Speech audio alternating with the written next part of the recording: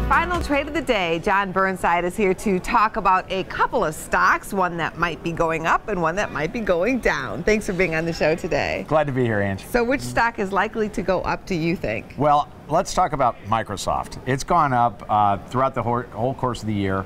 It's been one of the tech stocks that everybody's been loving. We love it in our portfolio. It pays a nice dividend. It's still paying over 2% dividend. We've owned it for quite a while. We continue to have the collars around it, meaning we own the puts and sell some calls against it. But in this case, we own the SEP 67.5 puts, and we've been rolling each week or every other week, depending where the stock is.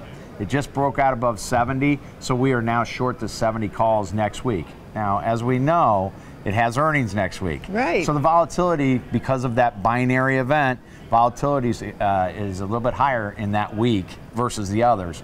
But we'll see what goes on. And in any case, we still have the puts, and we will continue to collect the dividends from the stock. Let's take a look at a stock that you think might be going down. Well, I don't like to admit my losers, but at the meantime, we own Verizon, and we have owned it for quite some time.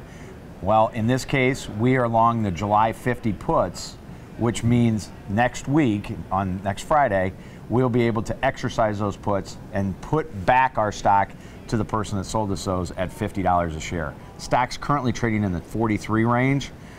Not too happy about that, but as you see, even though the stock is down significantly, we had that insurance in place, kept that loss to a minimum. Not too happy about what's going on, but we didn't get beat between the 50 and the 43 that's currently trading. It could always come back. Well, we got 1 week. Okay. Thanks for coming on the show. All right. It's always good being here.